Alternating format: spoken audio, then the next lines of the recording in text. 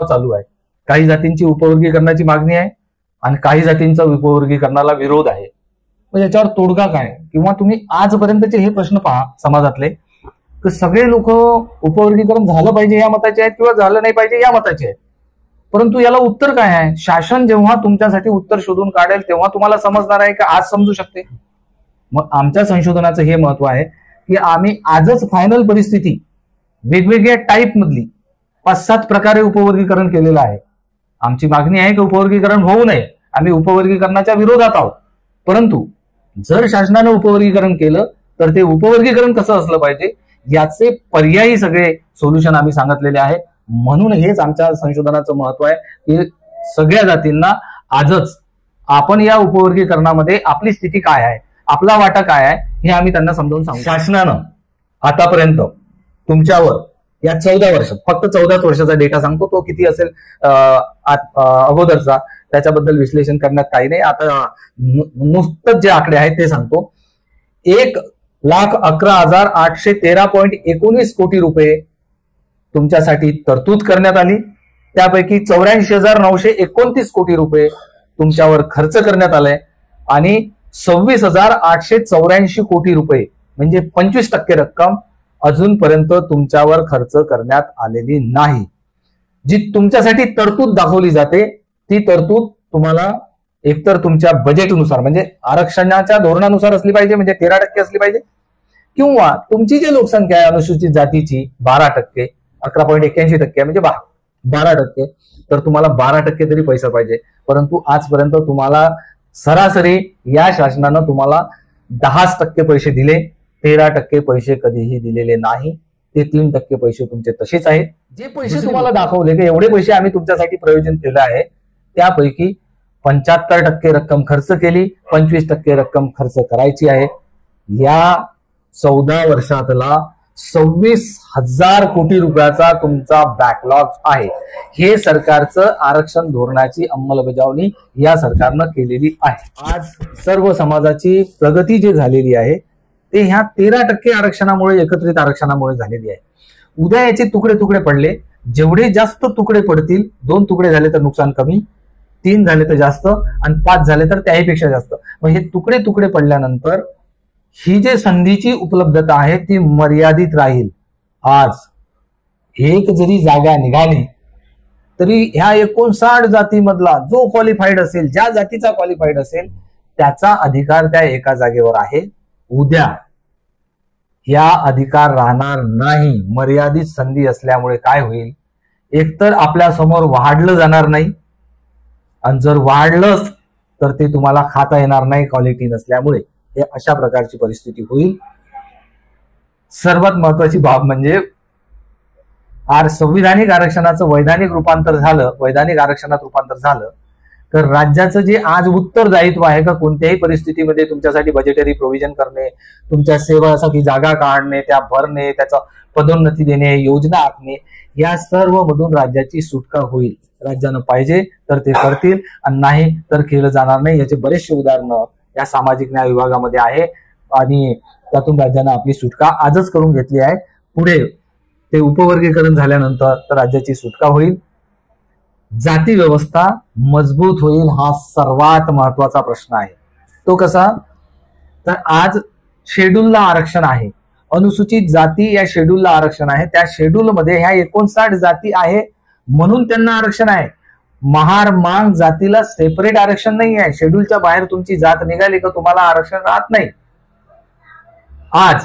परंतु उद्या उपवर्गीकरण झालं म्हणजे महार जातीचा एक गट, मांग जातीचा एक गट, चांभार जातीचा एक गट, असे गट बनतील. म्हणजे जाती मजबूत होतील. कारण आरक्षण हे जातीवरील शेड्यूल नष्ट केलं जाईल. एकदा का संविधानातून ते शेड्यूल नष्ट झालं तर तिकडे ते बदलवण्याची प्रक्रिया इझी होईल. म्हणजे तुम्ही हे समजून घ्या की जाती व्यवस्था मजबूत होईल. आज जाती व्यवस्था मजबूत नाहीये, जाती डिलीट करायला लागलेले आहे लोक. मला माझ्या जातीचा राग येतो अशी परिस्थिती आहे, म्हणून मी धर्मांतरित बौद्ध किंवा बौद्ध व्हायला निघालेला आहे. मला जाती नकोच.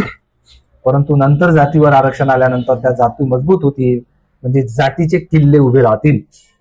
आणि सर्वात महत्वाची गोष्ट म्हणजे आज कोणत्याही जातीवर आपत्ती आली तर सर्व जात एकत्र येते, मग ते अॅट्रॉसिटीच्या माध्यमातून असो किंवा अन्याय अत्याचाराच्या कोणत्याही प्रकरणातून असो, उद्या या जाती संकुचित होतील, त्याचं स्वरूप संकुचित होतील. म्हणजे उद्या ते जर गटागटामध्ये जर ते आरक्षण विभागलं तर ज्या गटातील लोकांवर अन्याय अत्याचार झाला तेवढेच लोक समोर येतील, बाकीचे लोक येणार नाही. आज सर्व भाऊ भाऊ आहोत आपण, उद्या हे भाऊ भाऊ राहणार नाही.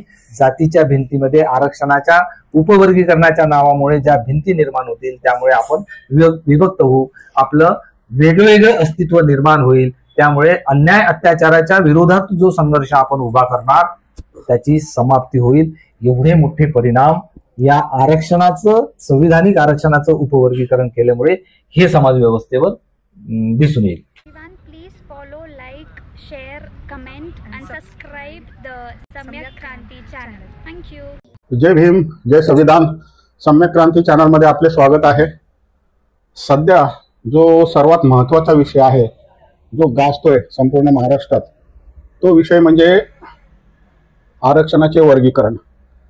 हा विषय SC आणि ST या प्रवर्गासाठी खूप महत्त्वाचा विषय आहे आणि गेल्या वर्षी या बाबतीत जे निर्णय देण्यात आले सुप्रीम कोर्टात, त्या निर्णयानुसार समाजामध्ये फार संभ्रम आहे आणि आपण बघितलं की या विरोधात अनेक मोर्चे झाले, आंदोलनं झाले, परंतु हा जो विषय आहे हा विषय शमण्याचं नाव घेत नाही. उलट हा विषय अधिकाधिक वाढत चाललेला आहे. आज आपल्यासोबत प्राध्यापक डॉक्टर मुकेश दुपारे आहेत आणि त्यांनी याविषयी खूप संशोधन केलेलं आहे. संविधानिक आरक्षणाचे उपवर्गीकरण हे पुस्तक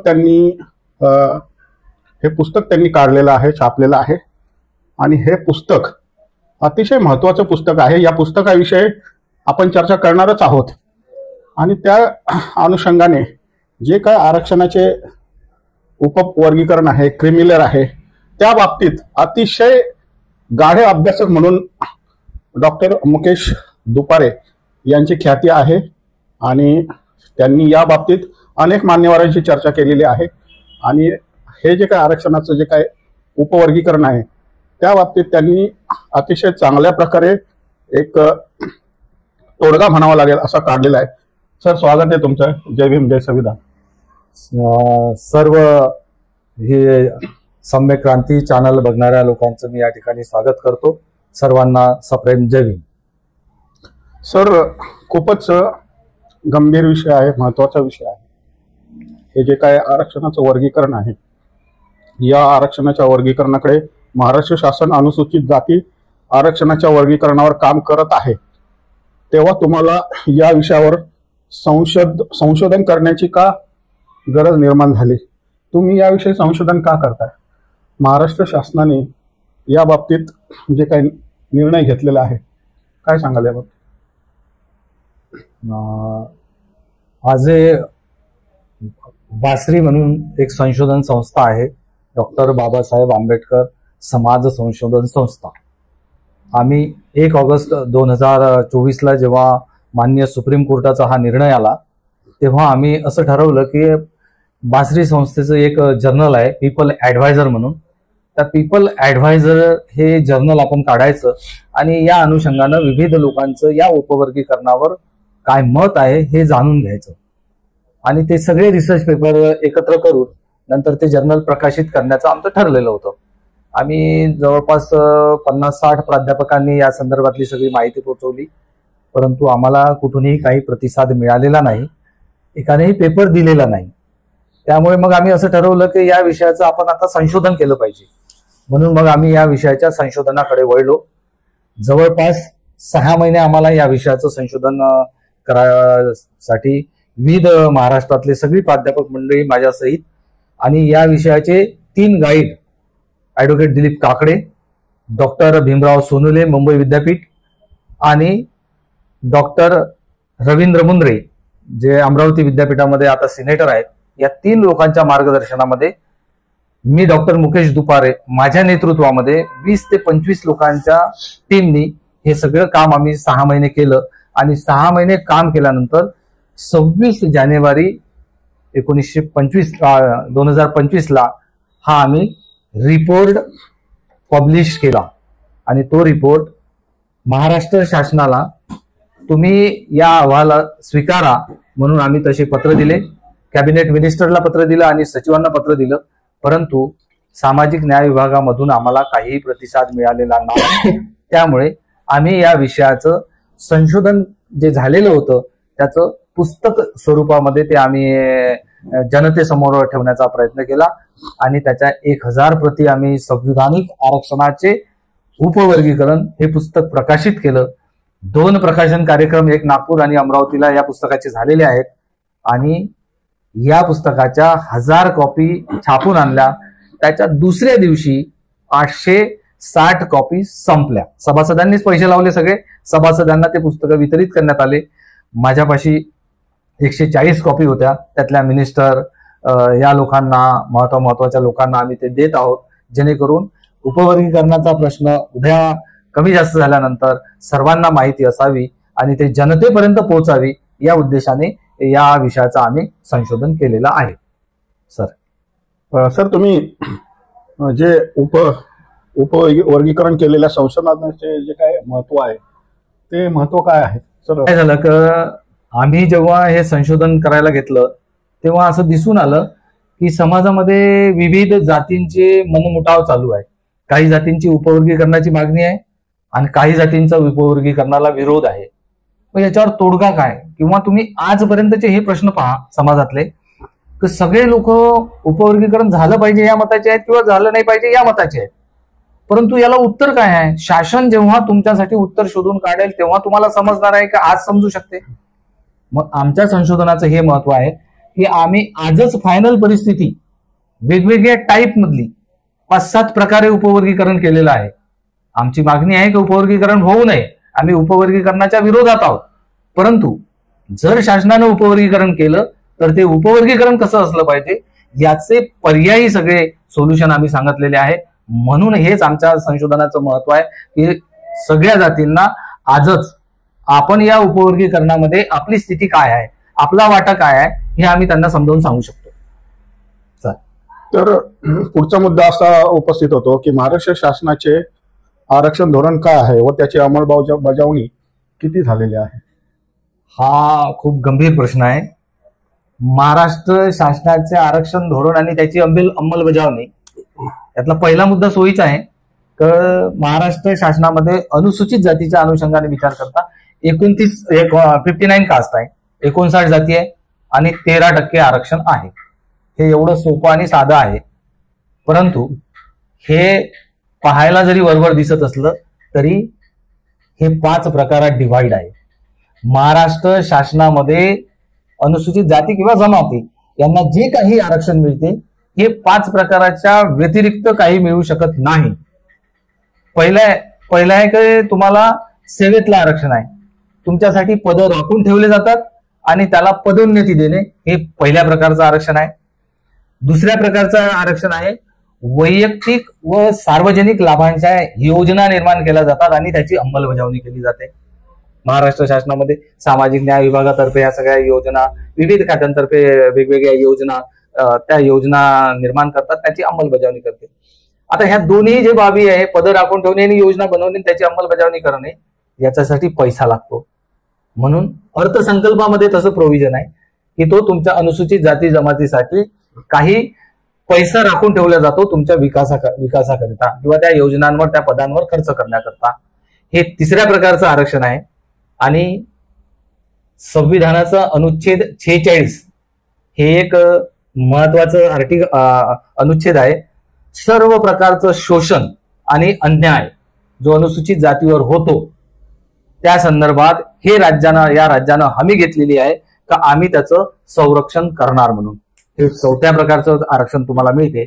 आणि 5व्या प्रकारचं आरक्षण तर ग्रामपंचायतीपासून तर संसद पर्यंत जेवढे काही इलेक्शन होतात आणि त्या सर्व इलेक्शन मध्ये अनुसूचित जाती जमातीला जो वाटा मिळतो ते राजकीय आरक्षण हे 5व्या प्रकारचं मिळते. सर्व आरक्षणाचा साऱ्या 5च आरक्षणामध्ये आहे. याशिवाय 6व्या प्रकारचं कोणतंही आरक्षण तुम्हाला मिळत नाही. हा पहिला उत्तर महाराष्ट्र शासनाचं आरक्षण किती आहे ते, आणि अंमलबजावणी किती झाली आहे हा दुसरा टप्पा. तुम्ही जो प्रश्न विचारला, अंमलबजावणी किती झाली आहे हे तुम्ही आकडेवारी जर पाहिली तर मित्र हो, 7,24,000 पदं या महाराष्ट्रामध्ये आहे. 2022चा जो शासनाचा रिपोर्ट आहे त्यामध्ये हे पदं दिलेले आहेत. त्यापैकी 13% आरक्षणानुसार तुम्हाला 94,000 पदं येतात. अनुसूचित जातीच्या अनुषंगाने मी बोलतो. त्यापैकी 85,000 पदं शासनाने भरलेली आहे. हे जे पदं भरलेले आहे 85,000, यापैकी 8,900 पदं अनुसूचित जातीचे क्लास 1, क्लास 2, क्लास 3, क्लास 4 याचे सगळे आकडेवारी या पुस्तकामध्ये दिलेली आहे. आमच्याकडे तो सगळा डेटा आहे, शासनापासूनच घेतलेला आहे. हे पदं रिक्त आहेत. आणि यामधली गंमत पहा, तर ज्या लोकांवर समाजाच्या उत्थानासाठी हातभार द्यायचा आहे म्हणजे क्लास 1 आणि क्लास 2 यांचे पदं 50% पेक्षा रिक्त आहेत. थोडं विचार करा, जर याला आरक्षण लावलं तर 94,000 पदं म्हणजे जर 13% असेल तर 1.23% आरक्षण निर्माण झालं 1960 पासून. तेव्हापर्यंत शासनानं तुमचा बॅकलॉग आहे ते पदं भरलेले नाहीत. केवळ हे 1.23% बॅकलॉग असल्यामुळे अनेक जातींचं शासनाला कल्याण करता आलं नाही, त्यांच्या कल्याणमध्ये काही हातभार लावता आलेला नाही पदांच्या अनुषंगाने. आता तुम्ही विचार करा की शासनानं तुम्हाला किती पैसे दिले असेल आणि तुमच्यावर किती पैसे खर्च केले. तर दरवर्षीचा अर्थसंकल्प आहे. आम्ही 2010-11 ते 2023-24 या 14 वर्षातला डेटा शासनापासून माहिती अधिकारामध्ये घेतला. तो माहिती अधिकारामध्ये जो आम्हाला डेटा मिळाला त्यावरून असं दिसून येते की शासनानं आतापर्यंत तुमच्यावर या 14 वर्षात, फक्त 14 वर्षाचा डेटा सांगतो, तो किती असेल अगोदरचा त्याच्याबद्दल विश्लेषण करण्यात काही नाही. आता नुसतंच जे आकडे आहेत ते सांगतो. 1,11,813.19 कोटी रुपये तुमच्यासाठी तरतूद करण्यात आली. त्यापैकी 84,929 कोटी रुपये तुमच्यावर खर्च करण्यात आलाय आणि 26,884 कोटी रुपये म्हणजे 25% रक्कम अजूनपर्यंत तुमच्यावर खर्च करण्यात आलेली नाही. जी तुमच्यासाठी तरतूद दाखवली जाते ती तरतूद तुम्हाला एकतर तुमच्या बजेटनुसार म्हणजे आरक्षणाच्या धोरणानुसार असली पाहिजे, म्हणजे 13% असली पाहिजे, किंवा तुमची जी लोकसंख्या आहे अनुसूचित जातीची 12%, 11.81% म्हणजे 12%, तर तुम्हाला 12% तरी पैसा पाहिजे. परंतु आजपर्यंत तुम्हाला सरासरी या शासनानं तुम्हाला 10% पैसे दिले, 13% पैसे कधीही दिलेले नाही. ते 3% पैसे तुमचे तसेच आहेत. दुसरी गोष्ट, जे पैसे तुम्हाला दाखवले की एवढे पैसे आम्ही तुमच्यासाठी प्रयोजन केलं आहे, त्यापैकी 75% रक्कम खर्च केली, 25% रक्कम खर्च करायची आहे. या 14 वर्षातला 26,000 कोटी रुपयाचा तुमचा बॅकलॉग आहे. हे सरकारचं आरक्षण धोरणाची अंमलबजावणी या सरकारनं केलेली आहे. येस, म्हणजे खूप मोठी तफावत आहे करणी आणि कथनीमध्ये खूप मोठी तफावत आहेत. सेवेमधला तुमचा बॅकलॉग 1.23% आहे आणि अर्थव्यवस्थेतला तुमचा बॅकलॉग 3.13% बॅकलॉग आहे. आता तो आम्ही 14 वर्षाचा सांगितला, यापेक्षा जर शोधत गेलो आपण तर तो खूप सारा असू शकतो. सर, मला या विषयावरच उपप्रश्न विचारायचा आहे. सर, आता काही मातंग समाज आहे, काही जे वर्गीकरणाचं समर्थन करतायत, पण हा जो बॅकलॉग भरला जात नाहीये त्या बाबतीत कुठल्याही प्रकारचं आंदोलन, मागणी किंवा त्या प्रकारचं धोरण असं कुठं राबवलं जात नाही. तर याविषयी तुमची काय मत आहे? आता काय झालं आहे, एक उपवर्गीकरणाचा निर्णय आला तेव्हापासून तर सगळे समाज एकसंघ दिसतात पण आतमधून तुटलेले आहेत. प्रत्येकाला ही चिंता भेडसावत आहे की या उपवर्गीकरणाचं होणार काय, आपल्याला किती वाटा मिळणार वगैरे वगैरे. आणि मांग किंवा मातंग समाज हा प्रामुख्याने जर उपवर्गीकरणाच्या फेवरमध्ये आहे, तर त्याही समाजाची ही भूमिका पाहिजे होती की आमचा अगोदर बॅकलॉग पूर्ण करा, आमचा अगोदर बॅकलॉग भरा, आमचे जेवढे शासनाकडे पैसे आहेत ते पैसे द्या, आमच्या कल्याणावर खर्च करा आणि नंतर उपवर्गीकरण करा असं म्हणता येऊ शकत होतं. परंतु त्यांना आज ही देणं घेणं नाही आहे किंवा किती बॅकलॉग आहे आणि काय आहे, त्यांना आज उपवर्गीकरणाचं येऊन पडलेलं आहे. बरं, या अनुसूचित जातीमधल्या अनेक संस्था संघटना आहेत की त्या या संदर्भात बोलतात. तुम्ही पाहिलं असेल का मिनिस्टरच बोलले आहे, कॅबिनेट मिनिस्टर बोलले आहे, जे 4,000 कोटी रुपये त्या लाडक्या बहिणीच्या देण्यासाठी सामाजिक न्याय विभागाचे वगळण्यात आले आहे, तेव्हा मिनिस्टर बोललेले आहेत. परंतु काय होते आहे की प्रत्येक ठिकाणी मर्यादा येऊन पडतात. त्यामुळे तिकडे सत्तेपुढे शहाणपण चालत नाही असं म्हणतात. सत्तेतल्याही लोकांचं सत्तेपुढे शहाणपण चालत नाही ही वास्तविकता आहे. त्यामुळे या प्रश्नाला सर्वांनी बगल दिली आहे.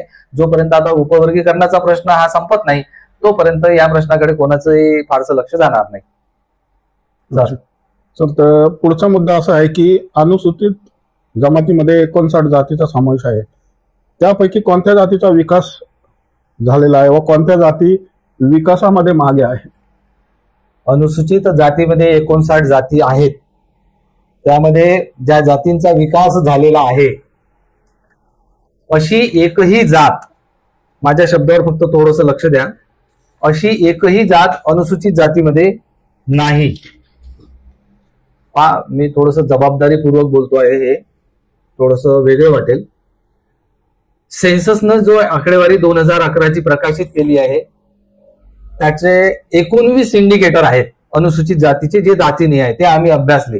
ते सामाजिक, शैक्षणिक आणि आर्थिक हे इंडिकेटर आहे. आम्ही त्या सगळ्या इंडिकेटरचा अभ्यास केला आणि एक डेमोग्राफिक हेल्थ म्हणून एक हेल्थ काढली सर्व जातींची, की यापैकी असं म्हणतात प्रामुख्याने माग आणि मातंगाची मागणी आहे की आमचे भाऊ सुधारलेले आहे, या उपवर्गीकरणाचा खूप म्हणजे किंवा आरक्षणाचा खूप मोठा फायदा त्यांनी घेतलेला आहे, ते विकसित आहे, त्यांच्याबरोबर आम्ही स्पर्धा करू शकत नाही. तर आम्ही हा विचार करत होतो की काय केलं पाहिजे, की कोणत्या जातीचा विकास झालाय, कसं शोधून काढायचं.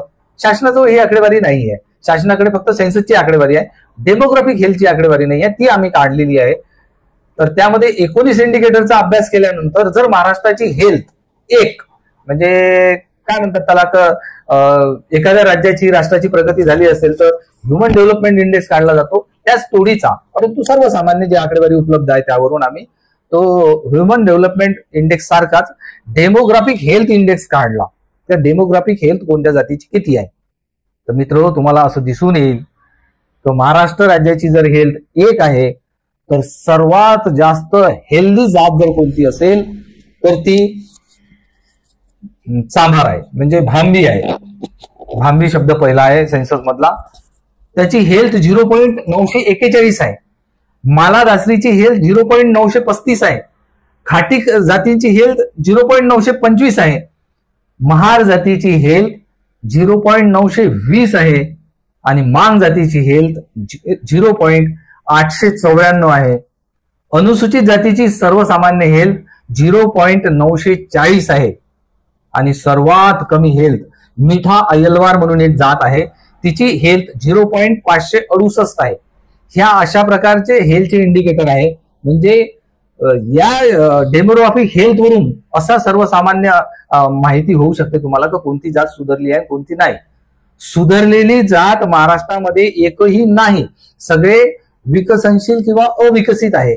परंतु त्यातही हे जे विकसनशील आहे यामध्ये चांभार, मालादासरी, खाटीक हे लोक आणि त्यानंतर महार आणि मग माग हे लोक थोडेसे अविकसित आहेत. सुधारलेले लोक फार कमी जाती आहे आणि अविकसित असलेल्या जाती ज्यांची संख्या कमी आहे त्यांची त्या जाती जास्त आहेत. पण ह्याच जाती प्रामुख्याने खाटीक आणि काय म्हणतो आपण चांभार ह्या जाती जास्त सुधारलेल्या आहेत. म्हणजे त्यांची जास्त प्रगती झालेली असं म्हणतो. शैक्षणिक डेमोग्राफिक हेल्थ नुसार त्यांची प्रगती जास्त झालेली आहे. सर्वसामान्य इंडिकेटर मध्ये त्यांची प्रगती जास्त आहे. मग असं का म्हटलं जातं की महार म्हणजे आत्ताच्या बौद्धांनी सगळं लाटलेलं आहे आणि सगळं त्यांनी नाही, याला त्यांची जास्त प्रगती झालेली आहे, तेच सगळं आरक्षण खातात. हे म्हटलं जाते. याला एक कारण असं आहे की यांची संख्या जास्त आहे. कम्पॅरेटिव्हली आता 80 लाख पॉप्युलेशन हे महारांची आहे, 24 लाख पॉप्युलेशन ही मांगांची आहे, 14 लाख पॉप्युलेशन 80 लाख 80 लाख महाराष्ट्रात 80 लाख पॉप्युलेशन ही फार नवीन बाब तुम्ही या ठिकाणी नाही सांगितली. नाही हे आकडे आहे सगळे, त्यात फारसं काही नाही. 80 लाख लोकसंख्या आहे. यामध्ये आता एक मांग किंवा मातंगाचा माणूस घेतला तर याच्या तुलनेत 3-4 माणसं हे महाराचे असतात. म्हणजे तेवढी संख्येच्या तुलनेमध्ये ते झालं. मग एखादं जर मांग सुधारलेलं असेल तर त्याच्या तुलनेत 4 लोक महार सुधारलेले असले पाहिजे. सर्वसामान्य रेशो आहे 1:4 तो. तर मग ही जे प्रगती दिसते आहे हे घर चांगले, फुले शाहू आंबेडकरीच्या तत्वज्ञानामुळे, बाबासाहेबांच्या मागे गेल्यामुळे, बाबासाहेबांची शैक्षणिक क्रांती या लोकांनी स्वीकारल्यामुळे आणि बुद्ध आणि त्याचा धम्म किंवा भगवान बुद्धाचा मार्ग प्रामुख्याने बुद्धाचा धम्म स्वीकारल्यामुळे या लोकांची प्रगती उत्तरोत्तर झालेली आहे. परंतु ही प्रगती दिसते वेगळी आणि प्रत्यक्षात वेगळी आहे. काहीच लोकांची प्रगती झाली आहे. अजूनही ग्रामीण भागात पहा, महारचे गाव आहे महार लोकांचे, परंतु अजूनही प्रगती झालेली नाही. प्रत्यक्षातली चित्र मोठं दारुण आहे हे, आणि दिसण्याचं चित्र मात्र वेगळं आहे. येस, अशी गावं आहेत अशीच गावं आहेत. गावाची गावं प्रत्यक्षात पाहिली. मी बऱ्याच गावांना भेट दिली आहे, बऱ्याच लोकांशी बोललेलो आहे आणि बऱ्याच रिपोर्ट मधून ही माहिती पण आलेली आहे. फारच विदारक परिस्थिती आहे. पुढचा मुद्दा असा आहे की सर्वोच्च न्यायालयाच्या उपवर्गीकरणासंदर्भात निर्णयापूर्वी भारतात एखाद्या राज्यात उपवर्गीकरण झाले आहे का?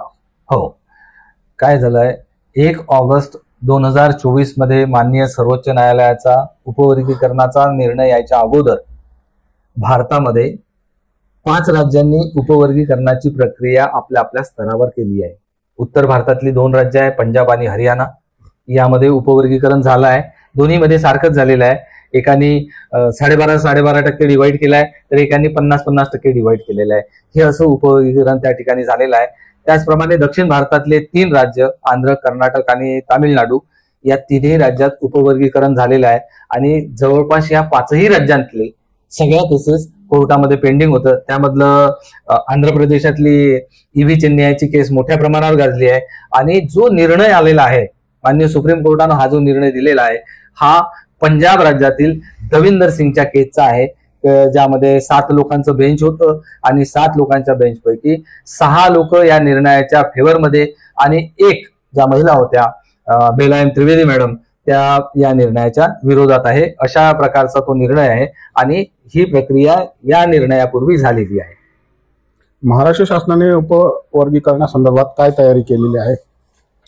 महाराष्ट्र शासनाने उपवर्गीकरणासंदर्भामध्ये खूप मोठी तयारी केलेली आहे. ती अशा प्रकारे तयारी केली आहे की महाराष्ट्र शासनाकडे जेव्हा माननीय शिंदे साहेब मुख्यमंत्री होते तेव्हा मातंग समाजाचं एक डेलिगेशन त्यांना भेटायला गेलं होतं. त्यांनी ते उपवर्गीकरणाची मागणी केली होती किंवा आमचा वाटा आम्हाला द्या अशी मागणी केली होती. तेव्हा शिंदे साहेबांनी सुद्धा बार्टीला सांगितलं होतं की उपवर्गीकरणाच्या अनुषंगाने एक अहवाल तयार करा आणि तो अहवाल बार्टीनं तयार केला. ते 32 पानाचा तो अहवाल होता. सगळ्या सोशल मीडियावर तो फिरत होता. तो 32 पानाच्या अहवालामध्ये त्यांनी पर्सेंटेज काढलं का त्या 1961 पासून तर 2011 पर्यंतच्या आकडेवारी घेतल्या आणि त्याचे पर्सेंटेज काढून कोण्या जातीचा किती वाटा आहे याशिवाय काही फारसं त्या अहवालामध्ये नाही आहे. दुसरी गोष्ट, याशिवाय हा निर्णय माननीय सुप्रीम कोर्टाचा निर्णय आल्यानंतर 10 ऑक्टोबर 2024 ला माननीय न्यायमूर्ती श्री अनंत मनोहर बदर हे पटना सर्वोच्च न्यायालयातून सेवानिवृत्त झालेले, त्यांची एक समिती स्थापन करण्यात आलेली आहे आणि आता सध्या त्या समितीचं काम चालू आहे असं समजते. परंतु समितीला 3 महिन्याचा सुरुवातीचा वेळ दिला होता. 3 महिन्यामध्ये ते काम झालेलं नाही. त्यानंतर समितीला 8 महिन्याची मुदतवाढ दिली. त्या 8 महिन्यामध्येही समितीचं काम झालेलं नाही. आता पुन्हा 6 महिन्याची मुदतवाढ दिलेली आहे. आता शक्यता आहे की माननीय मुख्यमंत्री देवेंद्रजी फडणवीस साहेबांनी आता सांगितलं आहे की आम्ही लवकरच तो अहवाल आणू. तर शक्यता आहे की ह्या 2-3 महिन्यामध्ये तो रिपोर्ट येईल. चल. अच्छा, त्या समितीमध्ये इंदिरा आस्वार आहेत, काही त्यांच्याकडे त्याबद्दल काहीतरी काम दिलेलं आहे, परंतु इंदिरा आस्वार बद्दल समाजामध्ये सांशकता आहे, म्हणजे त्या या बाबतीत विश्वासू नाहीत असं समाजातल्या लोकांचं, घटकांचं म्हणणं आहे, किंवा अनेक तज्ज्ञ असं बोलत आहेत याविषयी. नाही, ते लोक काय म्हणतात आपण या दृष्टिकोनातून थोडासा वेगळा विचार करू.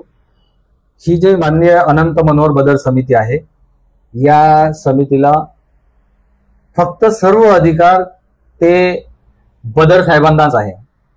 त्यांना जे साहित्य पुरवायचं आहे, त्यांना जो मॅनपॉवर पुरवायचा आहे, त्यांची जी व्यवस्था ठेवायची आहे, त्यांना जे कार्यालय द्यायचं आहे, सगळं ही जुळवाजुळव करण्याचं किंवा ती जबाबदारी त्या निबंधक इंदिरा आस्वार मॅडमकडे आहे. त्यांना कमिटीमध्ये कोणताही से नाही आहे किंवा तशा प्रकारचं कोणती त्यांची भूमिका नाही आहे की त्यांची काही निर्णायक भूमिका आहे. नाही, निर्णायक भूमिका नाही आहे. ती सगळीची सगळी कमिटी वंदन आहे आणि असं स्पष्ट म्हटलेलं आहे की एकाच व्यक्तीची ती कमिटी आहे. फक्त सेवा पुरवण्याकरता, त्यांना ज्या पाहिजे असलेल्या बाबी पुरवण्याकरता ते जबाबदारी मात्र इंदिरा आस्वार मॅडम टाकलेली आहे. तुमच्या संशोधनातून आलेल्या वर्गीकरणाच्या आमच्या दर्शकांना समजावून सांगा. आमच्या संशोधनामधून आता उपवर्गीकरण कसं झालेलं आहे, म्हणजे शासन काय करणार आहे आपण त्याचा विचार करू. तर वर्गीकरण म्हणजे काय आहे? वर्गीकरण म्हणजे विभागणी होते.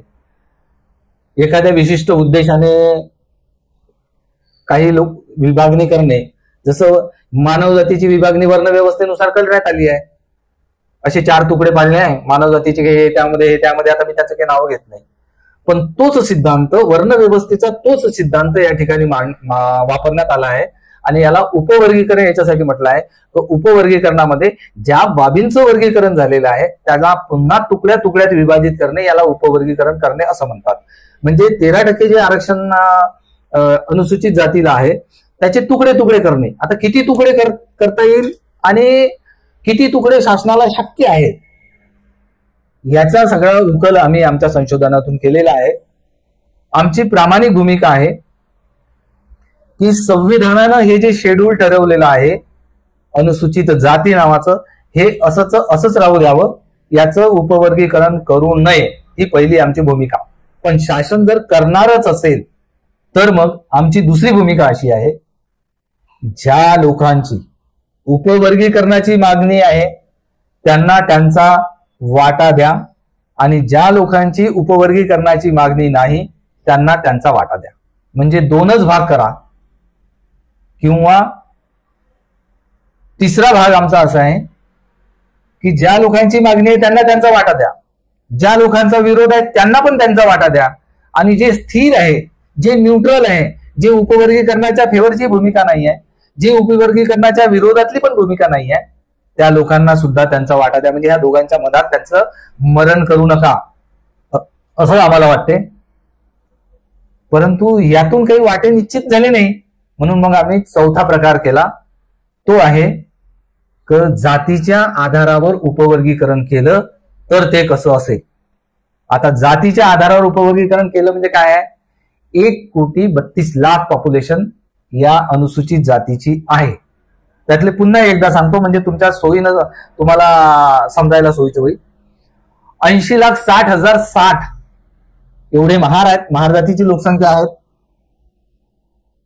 24,88,531 ही मांग जातीची लोकसंख्या आहे. 14,11,072 ही भांबी म्हणजे चांभार जातीची लोकसंख्या आहे. आणि उर्वरित ज्या जाती आहेत सगळ्या 56 त्यांची लोकसंख्या 13,70,235 आहे.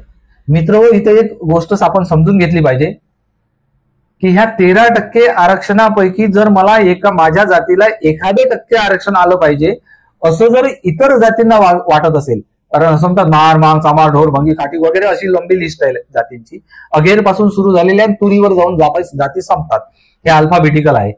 पण महार, मांग, चांभार ह्याच 3 जातीचं नाव आहे ते. मग यानंतर नाही काय?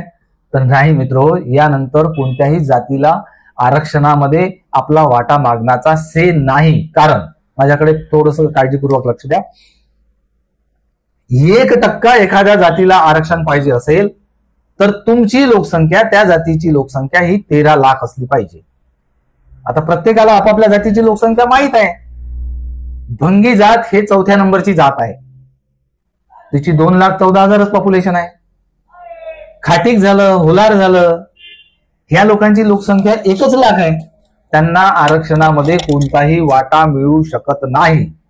मग आरक्षणात वाटा कसा मिळेल? तर महार जातीला एकूण आरक्षणात 13% आरक्षणापैकी ढोबळमानाने जर आरक्षण केलं तर 7.84% आरक्षण येते. मांग जातीला 2.44% आरक्षण येते. चांभार जातीला 1.38% आरक्षण येते. आणि उर्वरित ज्या 56 जाती आहेत त्यांना 1.34% आरक्षण येते. हे मॅथमॅटिकली किंवा स्टॅटिस्टिकली आहे. हे गोळाबेरीज केली अशानं होते. परंतु हे आरक्षणाचं केलेलं उपवर्गीकरण हे व्यावहारिक नाही. म्हणून याला जर व्यावहारिक केलं तर व्यावहारिक आरक्षणामध्ये 0.50%चा तुकडा पाडता येत नाही. कोणीही आरक्षणाचं उपवर्गीकरण करा, 0.50% तुकडा पडत नाही. परंतु एखाद्या संख्येसोबत जोडून तो 1.50% असू शकते. म्हणून महार जातीचं 0.34% आरक्षण कमी केल्याशिवाय इतर जातीचं गणित बसत नाही. ही वास्तविकता आहे. त्यासाठी महार जातीचे लोक तयार असतील, कारण दान पारमिता त्यांनाच पूर्ण करायची आहे. म्हणून मग व्यावहारिक आरक्षण उपवर्गीकरण केल्यानंतर महार जातीला 7.5% आरक्षण येते. मांग जातीला 2.5% आरक्षण येते. चांभार जातीला 1.5% आरक्षण येते. आणि उर्वरित 56 जातीला 1.5% आरक्षण येते. असं हे आरक्षणाचं उपवर्गीकरण 13%च्या हिशोबानं होते. परंतु इथे काही संपत नाही. काय संपत नाही? तर यामध्ये महाराष्ट्रामध्ये 65 लाख लोक बौद्ध धर्मीय आहे. त्यांच्या आरक्षणाचं काय? 1960 सालापासून धर्मांतरित बौद्धांना या आरक्षणात भागीदार बनवलेला आहे. 80 लाख म्हणाले ना? नाही, 80 लाख महारांची लोकसंख्या आहे. 65 लाख लोकांनी धर्मांतर केलेलं आहे. या 65 लाख लोकांचा जर या उपवर्गीकरणामध्ये हिस्सा ठेवला तर कसं होईल? तर मग आता लक्ष घ्या, जे उपवर्गीकरण आपण अगोदर केलं ते सगळंच सगळं फिसकटते आणि महार जातीला 5% आरक्षण येते. धर्मांतरित बौद्धांना 4% आरक्षण येते. मांग जातीला 2% आरक्षण येते. चांभार जातीला 1% आरक्षण येते. आणि इतर राहिलेल्या 56 जातींना 1% आरक्षण येते. हे आरक्षणाचं उपवर्गीकरण हे संख्याशास्त्राच्या भरोशावर आहे. सेन्ससनं 2011ला जो डेटा प्रकाशित केलेला आहे त्या भरोशावर आहे. उलट हे जर असं उपवर्गीकरण केलं तर हे सर्वात ज्यांची उपवर्गीकरणाची मागणी आहे त्यांच्याच पायावर दगड पाडून घेण्यासारखं आहे. कारण त्यांना या उपवर्गीकरणामध्ये 2% किंवा 2.5% एवढाच वाटा येऊ शकतो. याशिवाय वाटा मिळणे शक्यच नाही, दुसऱ्यांचं नुकसान केल्याशिवाय. म्हणून आता यापेक्षा ज्या जाती आहे, चांभार जातीला 1% आरक्षण मिळणार आणि काही केलं तरी तेवढंच राहणार. मग चांभार जाती उपवर्गीकरण मागते काय? नाही, लीडर लोक मागतात. चांभार जातीच्या जनसामान्याची मागणी उपवर्गीकरणाची नाही आहे. केवळ सगळीकडे एकाच जातीची उपवर्गीकरणाची मागणी आहे, ती म्हणजे मांग किंवा मातंग जात. आणि मांग किंवा मातंग जातीला उपवर्गीकरणामध्ये 2 किंवा 2.5% वाट्याच्या वर लोकसंख्येच्या प्रमाणानुसार वाटा येऊ शकत नाही.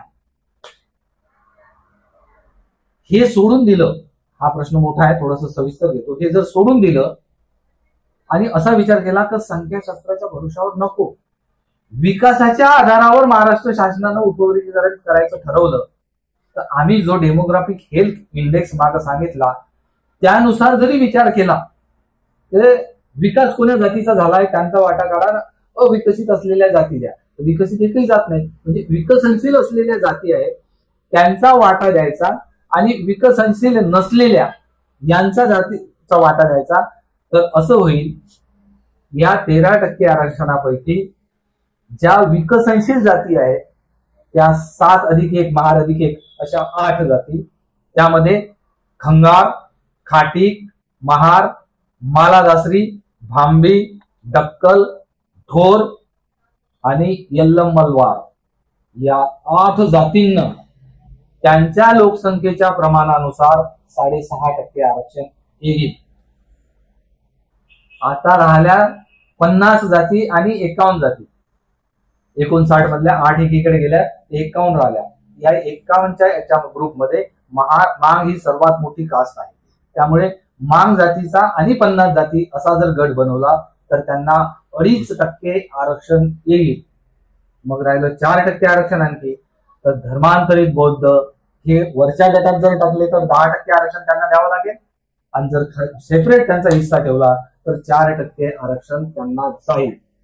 ही विकासाच्या आधारावर जे आरक्षण केलं हे आम्ही आमच्या हिशोबानं नाही केलं, तर तेलंगणा राज्यानं जे सामाजिक, शैक्षणिक आणि आर्थिक विकासाच्या आधारावर उपवर्गीकरण केलं तोच फॉर्म्युला आम्ही या महाराष्ट्राच्या अनुसूचित जातीमधल्या जातींना लावला आणि त्या भरोशावर हे उपवर्गीकरण केलं. ही अशा प्रकारचं उपवर्गीकरण होण्याची शक्यता आहे.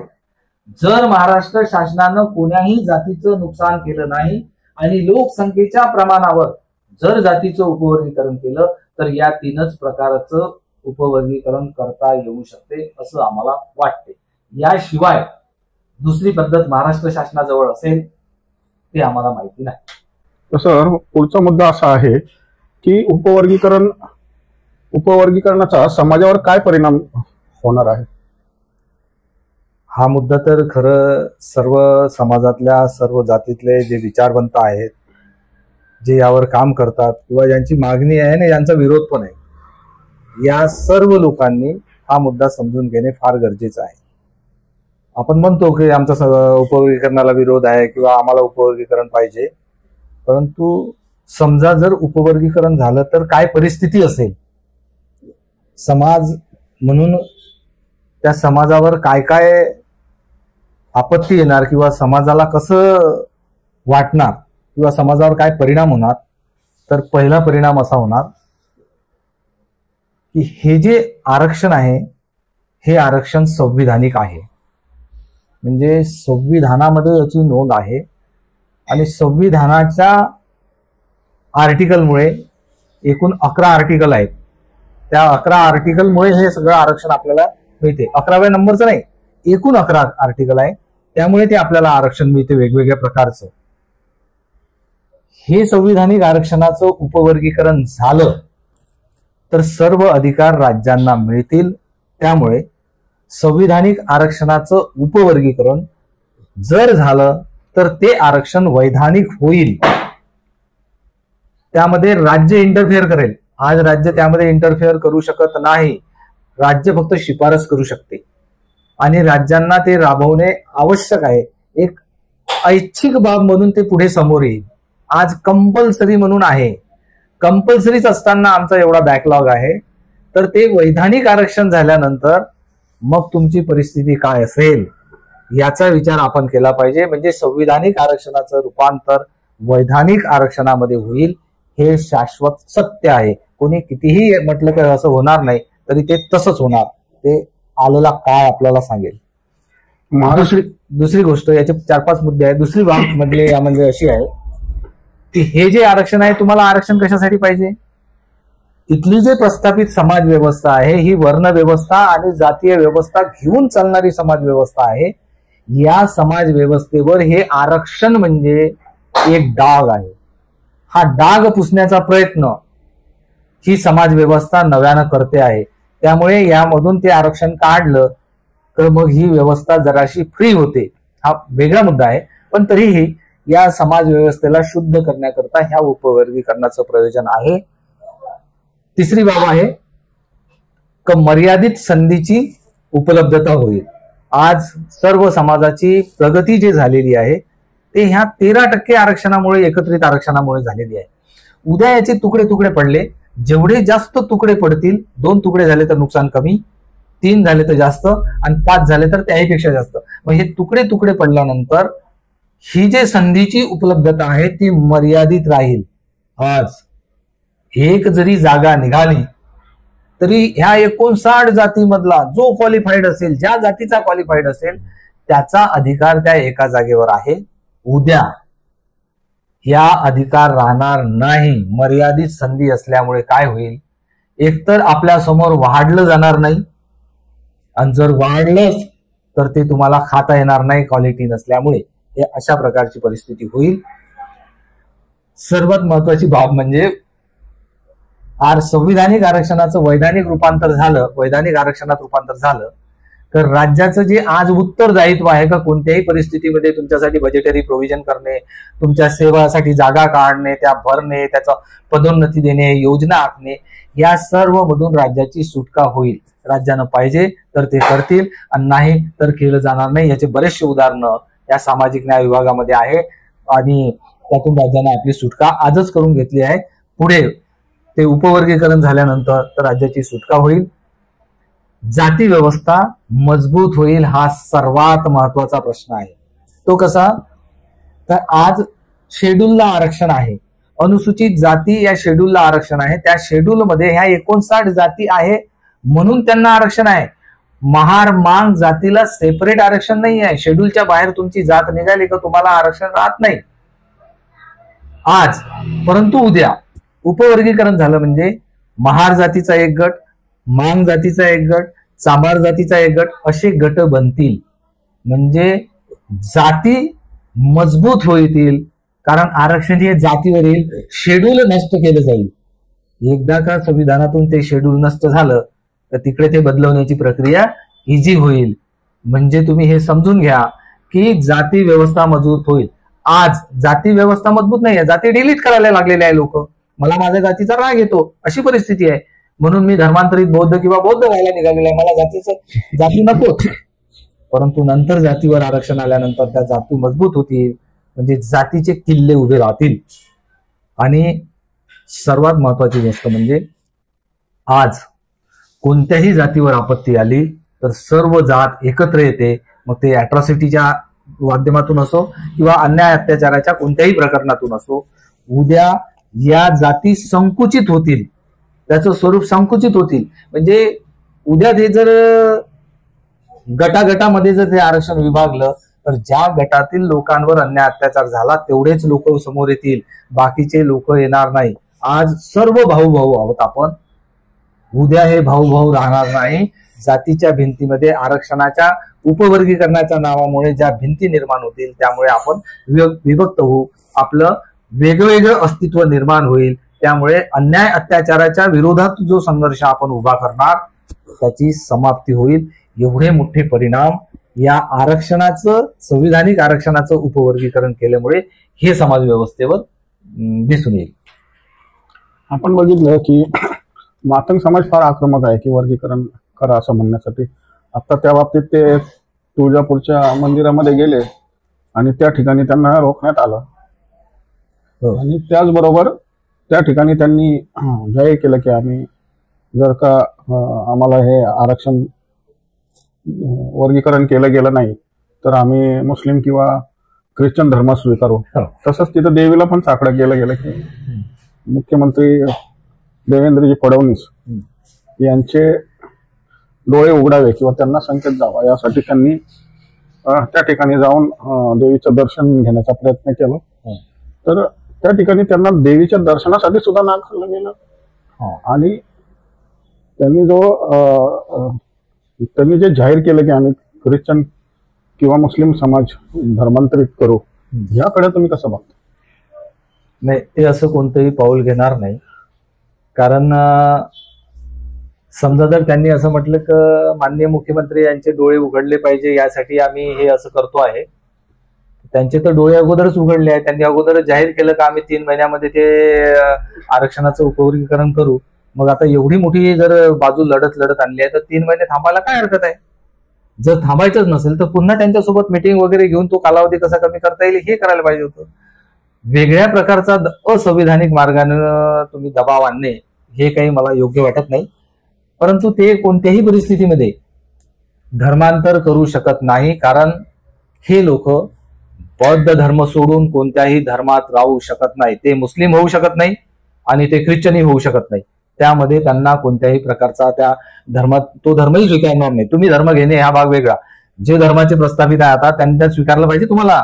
म्हणून तुम्हाला त्यांच्यासमोर एकच पर्याय आहे तर त्यांनी बौद्ध धर्माची कास घेतली पाहिजे, त्याशिवाय प्रगती होत नाही. महार समाजाची प्रगती ह्या जातीमुळे झालेली नाही किंवा ह्या आरक्षणामुळे प्रगती झालेली नाही, तर त्यांनी बाबासाहेबांच्या हाकेला हो दिला आणि ते धर्मांतरित झालेले, त्यामुळे त्यांची प्रगती होते आहे. ते शिक्षणाचा मार्ग धरतात, ते फुले शाहू आंबेडकरी चळवळ स्वतः लढतात, म्हणून त्यांची प्रगती होते. आरक्षणानं प्रगती होत नाही हे सत्यतेच्या मार्गातलं एक पाऊल आहे, तुम्हाला एक पायरी उपलब्ध करून देते तुमचा विकास करण्याकरता. संपूर्ण विकास या आरक्षणानं होऊ शकत नाही. महार जातीचा विकास या आरक्षणामधून झालेला नाही. असे कित्येक उदाहरणं आहेत, कित्येक लोक आहेत. ईजळ खोब्रागडे साहेबांचं उदाहरण घ्या, त्यांनी त्यांच्या स्टेटमेंटमध्ये लिहिलंय माझा जो विकास झालेला आहे किंवा मी जे आहे झालेला आहे हे काही आरक्षणानं झालेलं नाही, माझा विकास फुले शाहू आंबेडकरी चळवळीमुळे झालेला आहे. प्रचंड मेहनत घेतली, ते घरातलं सगळं देवी देवतांचं हे ते फेकफाक केलं, काही काम नाही त्या गोष्टीचं, ते सगळं सोडलं आणि बुद्ध आणि त्याच्या धम्म याच्या मागे लागले, म्हणून ते त्यांचा विकास झालेला आहे. असे शेकडो लोक आहेत त्यांचा विकास झाला. बरं, मातंग समाजामधल्या जे धर्मांतरित बौद्ध झाले, गंमत ऐका कशी आहे, त्यांचा विकास झालेला आहे. जे धर्मांतरित बौद्ध आहे असे मी कितीकच लोक दाखवून देतो की ज्यांचा धर्मांतरित बौद्ध झाले तर विकास झालेला आहे. तुमच्या समोर ते प्रबुद्ध साठेचं उदाहरण आहे. आमच्या इथले अमरावतीचे बबन इंगळेचं इंगोलेचं उदाहरण आहे. असे बरेचसे उदाहरण आहे की त्यांचा विकास झालेला आहे. सुकुमार कांबळे आहे, हे अशी तर बरेच उदाहरणं आहेत, त्यांच्यातले त्यांनाच माहिती आहे बरेचसे उदाहरणं. परंतु आता सध्या त्या जे सुशिक्षित झाले, शिकले सवरले, त्यांच्या शब्दाला काही किंमत नसल्यामुळे हे सगळं विस्कटलेलं आहे. खूप चांगल्या प्रकारे या ठिकाणी तुम्ही या बाबतीत सविस्तर मांडणी केली.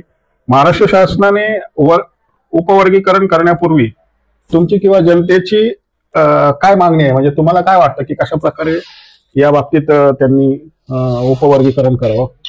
हा महत्वाचा मुद्दा आहे की याकडे समाजानं पूर्णतः दुर्लक्ष केलेलं आहे. शासनाला आपण असं नाही म्हणू शकत की उपवर्गीकरण करू नका, करा, तुमच्या सोयीनुसार करा, तुम्हाला जेव्हा पाहिजे तेव्हा करा. परंतु त्या अगोदर शासनानं काय प्रक्रिया केली पाहिजे, तर मला असं वाटते की सेवेतले पद खूप मोठ्या प्रमाणावर खाली आहे. म्हणजे 1.23% बॅकलॉग सेवेचा खाली आहे. 3.13% बॅकलॉग ह्या अर्थसंकल्पातला आहे 14 वर्षातला.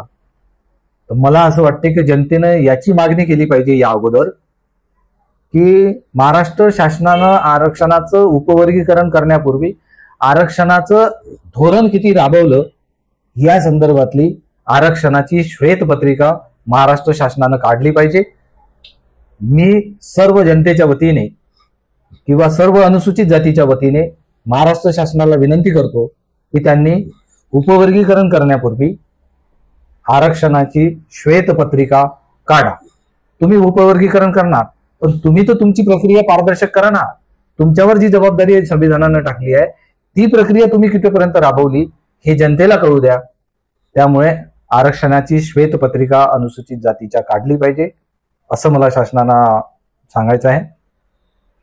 दुसरी गोष्ट की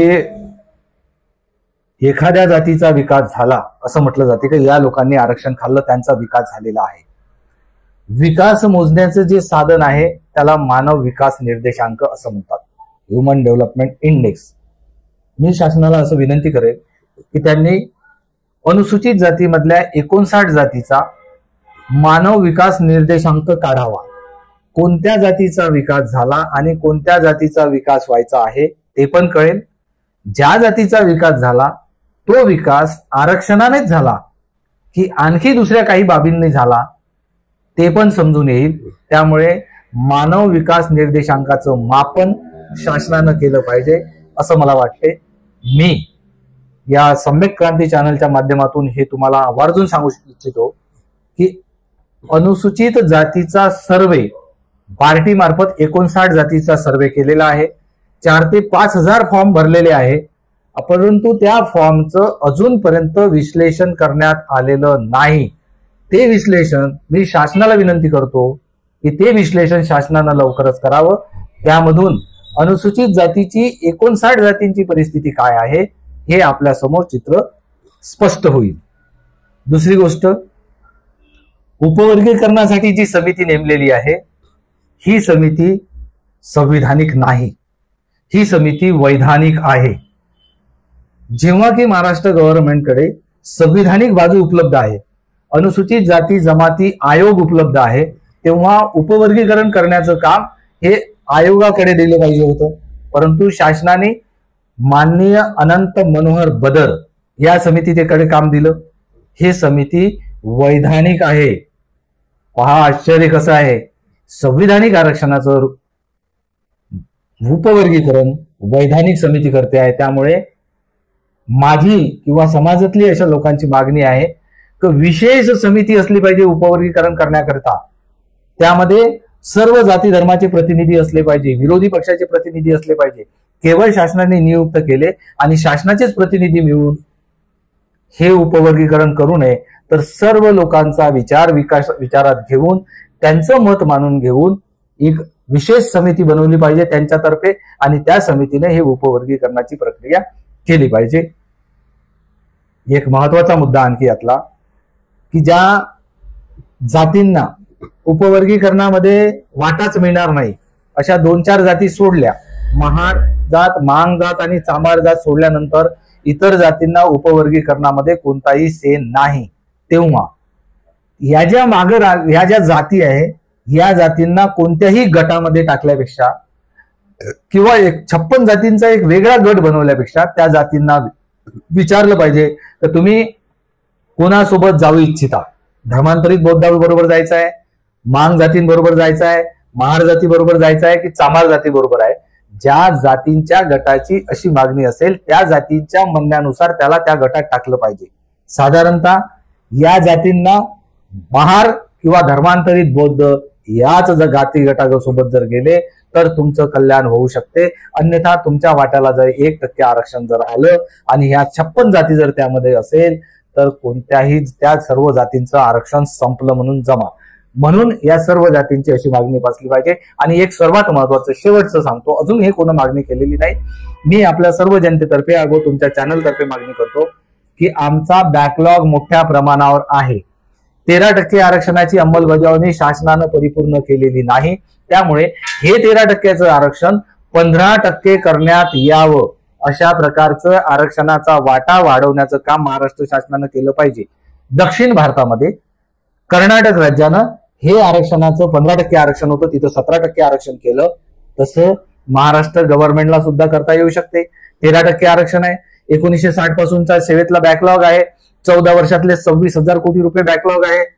तेव्हा त्यांनी 13% आरक्षणाचं रूपांतर 15% आरक्षणामध्ये केलं पाहिजे, जेणेकरून या जातीचं जे दुखणं आहे, या जातीचा जो बॅकलॉग आहे तो भरून काढता येईल. सर, तुम्ही हे जे पुस्तक छापलेलं आहे खूपच उपयुक्त पुस्तक आहे आणि हे पुस्तक तळागाळात गेलं पाहिजे, समाजामध्ये गेलं पाहिजे. तर यासाठी काय करावं लागेल म्हणजे हे पुस्तक जाईल? आता तुम्ही जवळपास 1000 प्रती किंवा 860 प्रती छापलेले आहेत.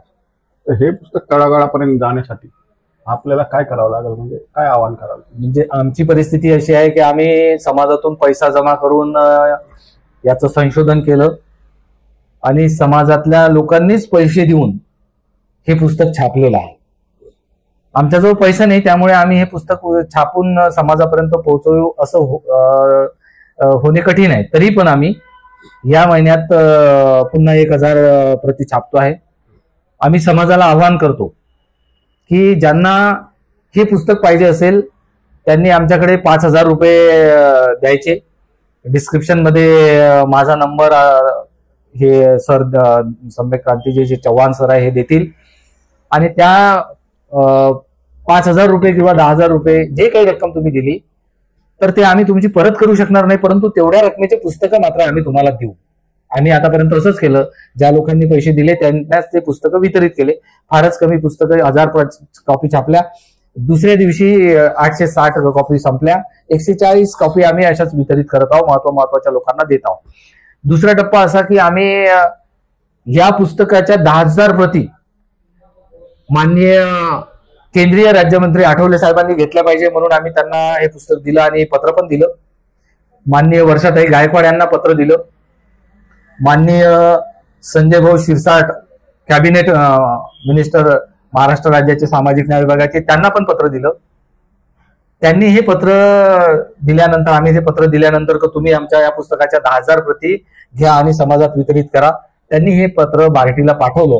परंतु आजपर्यंत आम्हाला अजून काही बार्टीचं उत्तर आलेलं नाही. ते दोन्ही पत्र आम्ही बार्टीमध्ये जमा केलेले आहे. आठवले साहेबांच्या शिफारसीचं आणि संजय शिरसाट साहेबांच्या शिफारसीचं पत्र दिलं, परंतु अजून आम्हाला कोणताही संपर्क झालेला नाही. तो संपर्क हो अगर ना हो, परंतु समाजाला माझी एक विनंती आहे की जर तुम्ही या संशोधनाच्या पाठीमागे थोडेसे उभे राहिले तर आम्ही हे पुस्तक तळागाळातल्या नाही सर्वांपर्यंत पोहोचू शकतो. तुम्ही या पुस्तकाच्या प्रती बुक कराव्या आणि त्या समाजात वाटाव्या अशी मी आपल्या सर्वांना विनंती करतो. सर, उपवर्गीकरणाला काय पर्याय आहे? उपवर्गीकरण न करता अनुसूचित जातीमध्ये मागे राहिलेल्या जातींना आरक्षणाचा प्रत्यक्ष लाभ देण्याकरिता तुमच्या संशोधनात काय पर्याय आहे? यस, हा सगळ्यात महत्वाचा प्रश्न आहे की समजा जर शासनानं असं ठरवलं की उपवर्गीकरण करायचं नाही, परंतु संधीची समानता सर्व मागे राहिलेल्या सर्व जातींना देऊन त्यांना विकासाच्या मुख्य प्रवाहात आणायचं आहे, तर मग याला काय पर्याय आहे आपल्या संशोधनामध्ये? तर यासाठी आम्ही 2 पर्याय सांगितलेले आहे. एक पर्याय माननीय सुखदेवरावजी थोरात यांनी स्पष्ट केलेला आहे आणि तो म्हणजे सामूहिक आणि व्यक्ती केंद्रित धोरण किंवा योजना राबवल्या तर जे मागं राहिलेले लोक आहेत त्यांना सक्षम केलं जाईल आणि ते सक्षम झाले की आरक्षणाचा लाभ त्यांच्यापर्यंत पोहोचेल. हा एक पर्याय आहे. हा पर्याय जरी असला तरी विविध योजना राबवल्या जातात, पण या सर्व जातींचं संशोधन करून नीड बेस त्यांना कोणत्या गरजा आहेत त्यानुसार धोरण किंवा योजना ठरवल्या तर त्यांचं कल्याण होऊ शकते, त्यांना पण आरक्षणाचा लाभ मिळू शकतो. दुसरी योजना अशा प्रकारची आहे की आम्हाला असं वाटते की माननीय गवई साहेब ज्यांनी उपवर्गीकरणाच्या निर्णयामध्ये भूमिका घेतलेली आहे त्यांच्या निर्णयामध्ये क्रिमिलेअर लावा, परंतु ते ओबीसी सारखं नसलं पाहिजे असं म्हटलेलं आहे, किंवा विशिष्ट लोक जे आरक्षणाचा फायदा घेतात आणि इतरांना मिळत नाही यावर आम्ही एक मॉडेल तयार केलेलं आहे. त्याला बासरी मॉडेल असं म्हटलेलं आहे आम्ही. बासरी मॉडेल ही बासरी मॉडेल असं आहे की अनुसूचित जातीला असलेल्या आरक्षणाला क्रिमिलेअर लावता येणार नाही, कारण क्रिमिलेअर लावलं तर क्रीमच्या वर जे लोक आहेत त्यांना आरक्षण मिळत नाही आणि क्रीमच्या खाली असलेल्या त्या लेअरच्या खाली किंवा जी मर्यादा पैशाची उत्पन्नाची आखून दिली जाईल त्याच्या खालच्या लोकांना त्याचा फायदा मिळते. हे ओबीसी मध्ये सध्या चालू आहे, 8 लाख रुपयाची मर्यादा आहे. परंतु अनुसूचित जातीला आरक्षण हे अस्पृश्यतेवर मिळालेलं आहे, त्यामुळे तो कितीही मोठा झाला, मंत्री झाला, जंत्री झाला, सुप्रीम कोर्टाचा जज काय झाला किंवा युजीसीचा डायरेक्टर काय झाला तरीही त्यांची अस्पृश्यता संपत नाही. त्यामुळे ओबीसी मधून जसं क्रीम मधून वेगळा गट काढला जातो तसा एससीच्या आरक्षणामधून काढता येऊ शकत नाही.